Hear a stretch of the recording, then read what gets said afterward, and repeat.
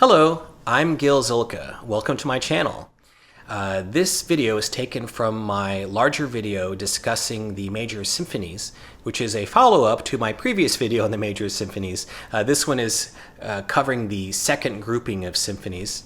And if you enjoy this, I hope you'll take time to look at that larger video. Just know that you can click through it. It's divided into chapters to check out whichever symphony you're interested in. So I hope you enjoy it. Now we come to another of the great symphonists who I covered in the first video, and that's Gustav Mahler. I covered 7 of his symphonies in the first video. He wrote 10, although the 10th was kind of incomplete, so often we think of it more as like 9. And the 2 that I didn't cover are the 7th and the 8th. These, I would say, it's probably appropriate that I've separated them out from the others because they're a little bit harder to grasp, a little harder to get into. But when you listen to them again, I have to say that they have such an impact, both of them, that sometimes, I'm listening and I think, well, the 7th, it may be Mahler's greatest symphony of all, or my favorite, or the 8th. The 8th is particularly a tougher one to get into because of the involvement of the chorus. But let's start with the 7th. My choice for the 7th may be a little bit controversial, specifically because of the slow tempos. And that was our old friend Otto Klemperer and the New Philharmonia. This was recorded in 1968. Sound quality is fantastic. Now let me start by saying Klemperer knew Mahler. He worked with Mahler. He was there when the 7th was premiered. So that's not to say that his interpretation reflects what Mahler would have wanted, but he does have some authority with the composer if you're going to argue with him about his tempo choices. It's very slow. But the thing about this recording is it's got this dramatic authority to it, and that just, for me, it really engages me, and it really made me personally love the symphony much more than I had previously. It's just really powerful.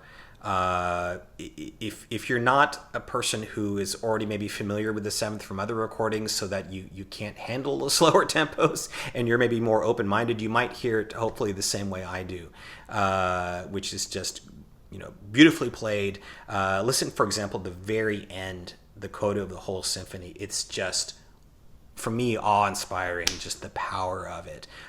So Otto, for me, whatever you were going for here, it worked. Now, not everyone is going to hear it that way. So if you do want a more conventional recording, I recommend Claudio Abbado and the Chicago Symphony in 1984. Very dramatic, very, very colorful, also very, very charming, and beautifully recorded and beautifully played. However, I have to recommend a couple of recordings that are not studio stereo recordings, so they're a little bit rougher sounding, but they're really essential for this work as well. Starting with Hermann Scherchen with the Toronto Symphony, live recording from 1965. And this one is just electric from the get-go. Scherchen was a little bit of an eclectic conductor. He was kind of a maverick. He could do things a little differently. So some of the tempos sound a little off, a little strange, but it's just so viscerally exciting. I mean, the orchestra plays like their pants are on fire. They really do. And the recording it's a live recording from the 60s, so it's a little bit noisy, but it's still got pretty good presence and clarity. So if you love the 7th, I think this is one that you're going to want to check out, as well as this one from noted Mahlerian Jascha Horenstein. This is with the New Philharmonia in 1969. The recording quality is a little bit muddy, and there are some issues with the playing, you know, a little flub here and there, but the interpretation is so powerful that it makes you forget that.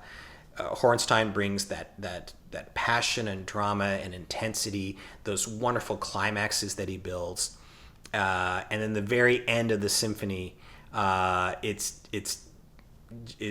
just overwhelming in its power. And in terms of an interpretation, if you forget about sound quality, this is really my top choice for the Seventh Symphony. Although all the ones I mentioned are wonderful in their different ways, it really is it's a mercurial work.